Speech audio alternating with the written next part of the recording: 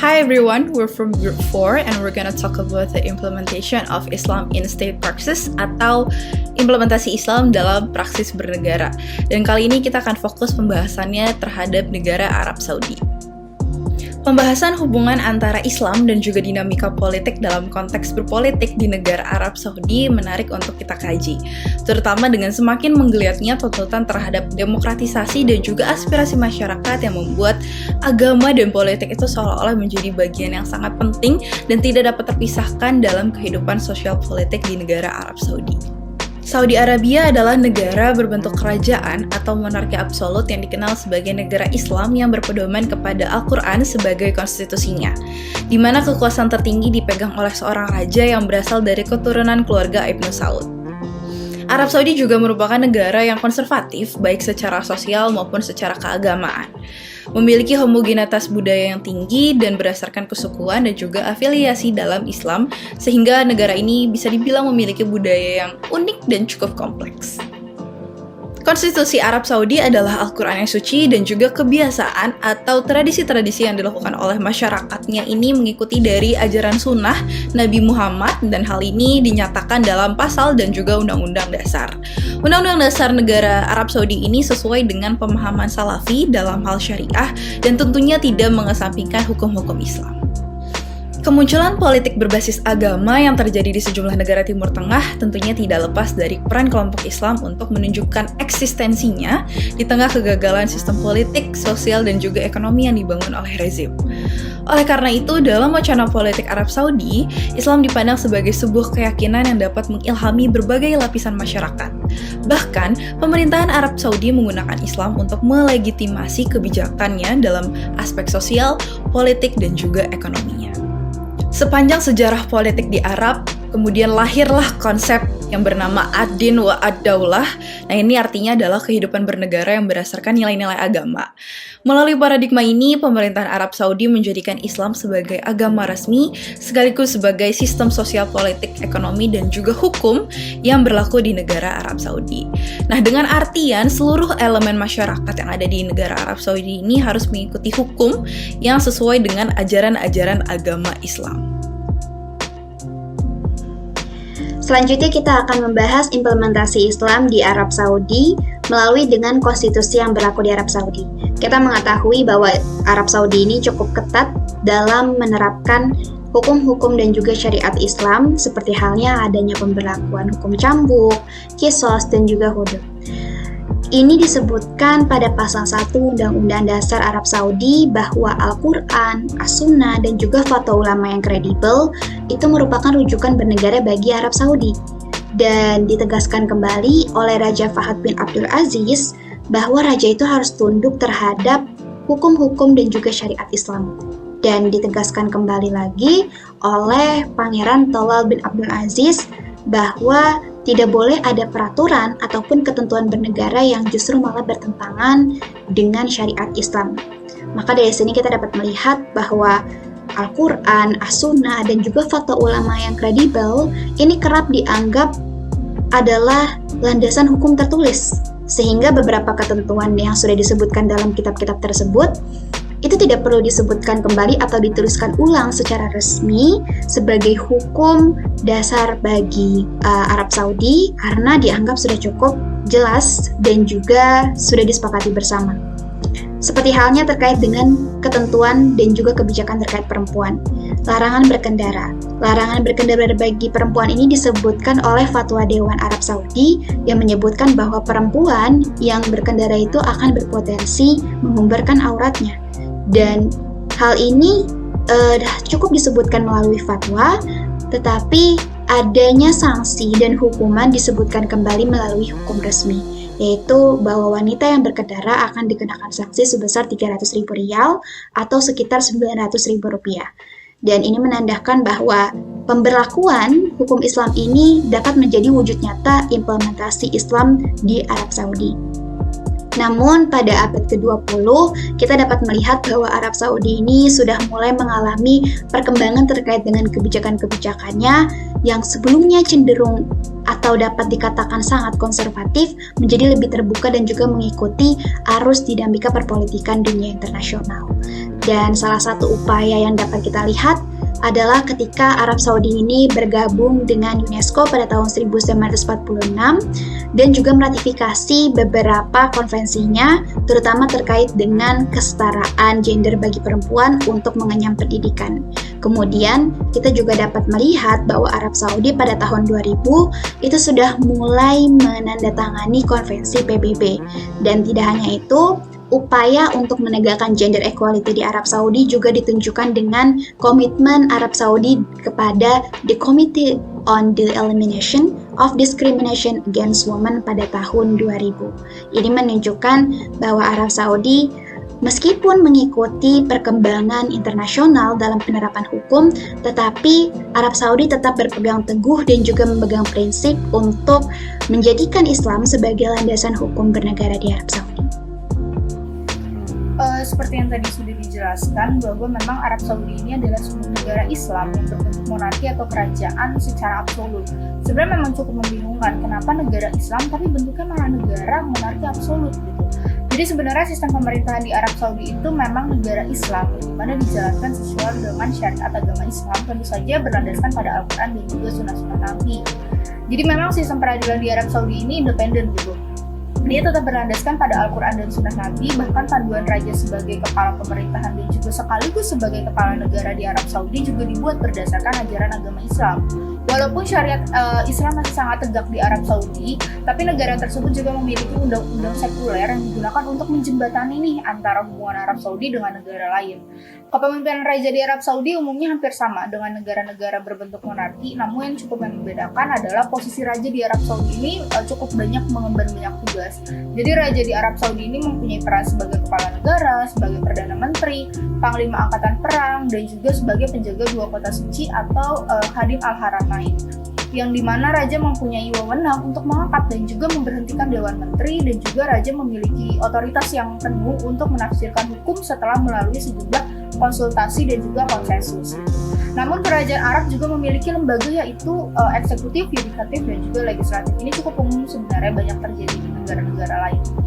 Nah, untuk dinamika politik di Arab Saudi ini sebenarnya cukup kompleks ya, di mana negara yang tidak menganut sistem demokrasi ini ternyata malah tidak cukup populer gitu di kalangan masyarakat Islam khususnya di Arab Saudi.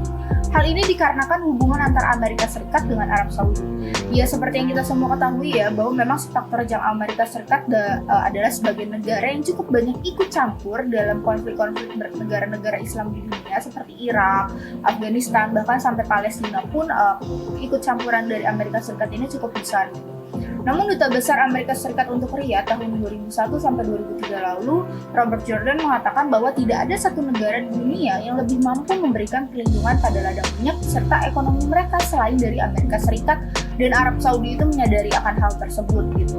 Jadi memang persoalan antara Arab Saudi dengan Amerika Serikat ini memang didasarkan atas kepentingan ekonomi. Dalam hal ini adalah minyak dan persoalan keamanan negara. Namun kini sudah mulai ada perkembangan di Arab Saudi, mulai adanya pemilihan umum untuk memilih anggota-anggota yang nantinya akan duduk di Dewan Pemerintahan Kota. Padahal Arab Saudi ini tuh dikenal sebagai negara yang cukup konservatif gitu loh. Nah, hal ini sebagai tanda bahwa reformasi di Arab Saudi mungkin akan terjadi nantinya. Dewan Menteri memutuskan untuk memperlebar nih partisipasi warga negara dalam menangani persoalan-persoalan lokal melalui pemilihan umum dengan aktif di Dewan Pemerintahan gitu. Di mana memang separuh dari anggota dewan itu nantinya akan dipilih oleh masyarakat. Jadi keputusan untuk memperluas partisipasi rakyat dalam urusan lokal ini merupakan peristiwa yang cukup historis ya, tentu saja dalam proses reformasi politik di Arab Saudi. Hal ini dapat menjadi sebuah pintu untuk reformasi yang mana nantinya akan dapat membangun struktur politik yang baru, yang mana bisa berpijak pada kedaulatan rakyat. Jadi memang pada masa pemerintahan Raja Abdullah bin Abdul Aziz, peran perempuan dalam bernegara ini pada akhirnya mulai menunjukkan powernya, mulai menunjukkan kekuatannya, di mana pada pemerintahan Raja Abdullah ini, perempuan pada akhirnya bisa dan boleh membela haknya dalam peradilan, seperti peradilan keluarga yang mencakup dalam perceraian dan juga masalah hak asuh anak gitu. Sebelumnya memang kerajaan Arab ini dinilai sangat patriarki ya, namun kini mulai memberikan ruang kepada para perempuan juga. Oke, selanjutnya membahas mengenai pro dan kontra yang ada. Aktor mana aja sih yang mendukung dan tidak mendukung dari penerapan ini? Yang pertama dari pro sendiri ada Muhammad bin Salman, yang mana Muhammad bin Salman ini terkenal sebagai salah satu pelopor terhadap budaya modern di Arab Saudi. Dan Arab Saudi juga dikenal sebagai representatif dari Islam, yang mana tempat berlabuhnya harapan kaum muslimin karena kiblat itu terdapat di sana, dan juga sejarah Islam kan bermula dari sana. Nah, karena itulah ketika ada isu yang negatif terhadap Islam dan kaum muslimin, maka negara Arab tersebut dijadikan dalih bahwa sosok negara Islam itu tidak sesuci itu. Begitulah opini dunia diarahkan terhadap wilayah Islam dan kaum muslimin. Maka tidak aneh jika hari ini Muhammad bin Salman mengeluarkan kebijakan yang bertolak belakang dari syariat Islam, bahkan dijadikan sebagai program dalam visi Arab Saudi 2030. Nah, visi Arab Saudi 2030 ini adalah program Saudi dalam rangka memperoleh sumber pendapatan negara dari selain minyak bumi yang mana selama ini sudah menjadi sumber terbesarnya. Kini Arab Saudi sedang mencoba memperoleh sumber lain untuk mempunyai banyak pendapatan. Atas dasar ekonomi inilah wilayah Arab semakin menunjukkan identitas sebagai negara sekuler. Pemisahan aturan agama dengan kehidupan membuat wilayah Arab semakin jauh dari nilai-nilai Islam. Tokoh lain yang mendukung ialah Sadiq Jalal Al-Azmi. Al-Azmi ini adalah pribadi yang kosmopolitan. Ia sangat ingin dunia sosial politik di negerinya dan seluruh negeri Arab menjadi ladang persemaian bagi kebebasan sipil. Ia mengkritik pemikiran agama melalui bukunya yaitu Al-Fikr Al-Dini yang berarti kritik pemikiran agama. Buku ini berisi soal politisasi agama oleh para pemimpin politik, pemuka agama, dan media. Dengan menggunakan pisau analisis Marxis materialis, ia mengkritik kecenderungan agama yang dipakai sebagai candu. Ia menyatakan bahwa rezim Arab menggunakan agama sebagai penopang yang dapat mereka gunakan sebagai alat untuk meninabubukan rakyat, dan hasilnya bisa menutupi ketidakbecusan dan kegagalan mereka. Ia mengkritik rezim yang memanipulasi penjelasan agama dan spiritual.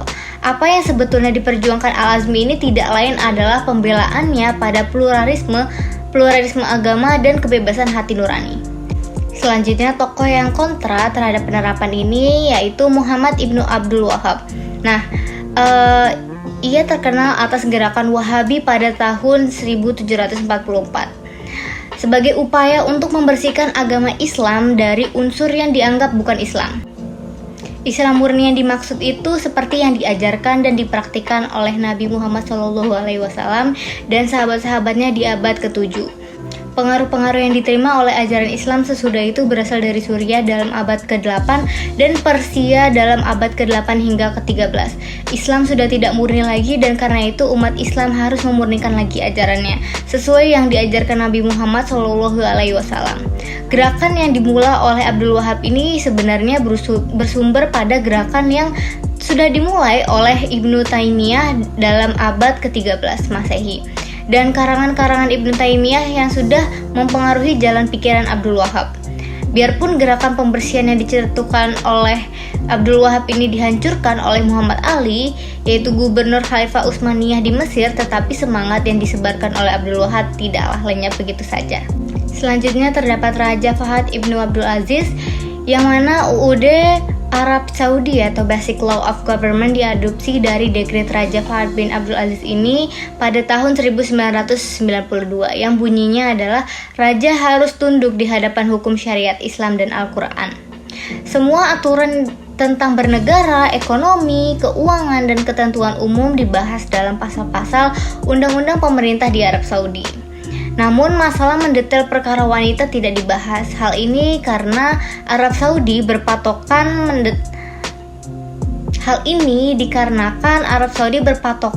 pada Al-Quran dan As-Sunnah, dan dalam pasal 1 Undang-Undang Dasar menekankan bahwa kitab Allah adalah Al-Quran dan Sunnah Nabinya Muhammad adalah sebagai konstitusi dari Arab Saudi. Yang terakhir terdapat Pangeran Talal bin Abdul Aziz. Seperti yang sudah disampaikan sebelumnya, bahwa Pangeran Talal ini memang tidak mendukung adanya gerakan sekularisme di Arab. Hal ini terbukti karena ia mengatakan bahwa tidak boleh ada sebuah konstitusi, peraturan, atau undang-undang yang bertentangan dengan syariat Islam di Arab Saudi. Dampak negatif dan positif dari penerapan syariah Islam dalam pemerintahan Arab Saudi. Pemberlakuan dalam penerapan syariah Islam dalam pemerintahan Arab Saudi dalam formalisasi syariah Islam sebagai hukum publik. Menurut pandangan Profesor Carlson, mengenai hukum Islam dipahami sebagai ulasan spekulatif untuk memahami istilah-istilah yang tepat mengenai hukum-hukum Allah dan apa yang kemudian dikenal oleh masyarakat dengan Islam sebagai syariah. Hukum Islam yang kita pahami sekarang merupakan produk hukum yang memiliki tingkat kebenaran relatif dan memungkinkan sekali dilakukan ijtihad sesuai dengan tuntutan perkembangan zaman. Lalu dampak positifnya yang pertama, ada satu tutup toko pada saat sholat 5 waktu sebagai salah satu pusat kiblat umat Islam dunia, menghentikan aktivitasnya saat azan berkumandang. Yang kedua, makan dan minum yang dilarang. Dalam Islam, larangan mutlak seorang muslim itu mengonsumsi daging babi, darah, dan alkohol. Yang ketiga, berinteraksi dengan bukan mahram. Ada larangan di mana untuk tidak menatap perempuan yang bukan mahram, apalagi berinteraksi beda jenis yang bukan mahram. Karena dalam Islam, menyentuh seperti bersalaman pun sangat dilarang dengan yang bukan mahram. 3 hal di atas merupakan contoh kecil dari penerapan syariah Islam dalam sistem pemerintahan Arab Saudi. Masyarakat di Arab Saudi ditanamkan rasa takut terhadap hari pembalasan, yang sedikit banyak mempengaruhi perilaku mereka sehari-hari. Lalu, yang terakhir masuk ke dampak negatif. Dalam memahami masalah penerapan hukum pidana Islam misalnya, kebanyakan orang mengira bahwa hukum pidana Islam amatlah kejam dan tidak berperilaku kemanusiaan. Mereka mengira bahwa hukum berat akan dengan sangat mudah dijatuhkan. Banyak orang menyangka bahwa setiap pencuri akan dipotong tangannya.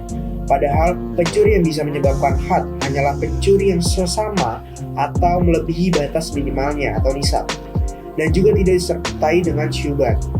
Hal lain dalam hukum pidana Islam yang harus dipahami adalah bahwasannya penegakan atau pemberlakuan bentuk-bentuk hukum pidana Islam hanya bisa dilakukan apabila infrastrukturnya telah siap. Misalkan, hukum zina tidak bisa diterapkan pada suatu masyarakat yang masih dipenuhi dengan berbagai bentuk pornografi dan tempat-tempat asusila yang menjamur.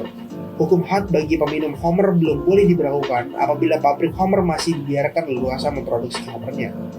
Sebetulnya masih banyak permasalahan mengenai hukum Islam dan penerapannya yang harus dipahami secara benar pada umat Islam dan tentunya umat manusia pada umumnya. Arab yang dikenal dengan simbolis keislamannya kini seolah-olah menjelma menjadi negara yang melepas satu persatu aturan Islamnya. Hal ini ditandai dengan adanya pembukaan kasino yang pertama kalinya di wilayah Teluk Arab. Bahkan tempat perjudian dan hiburan ini akan menjadi salah satu dari 10 terbesar di dunia. Pembukaan kasino ini dilatar belakangi oleh adanya persaingan yang ketat dalam bisnis pariwisata Arab. Arab Saudi saat ini sedang menjadi giat mengundang pariwisatawan untuk masuk ke wilayahnya dalam proses program visi Saudi 2023, dan di mana kondisi ini semakin terang benderang menunjukkan dengan berbagai kegiatan yang menyalahi syariat. Modernisasi ini yang gencar digaungkan oleh Arab dianggap sebagai salah satu kemajuan. Padahal hal inilah menjadi suatu titik kemunduran yang mengembangkan negeri Arab ke masa-masa jahiliyahnya.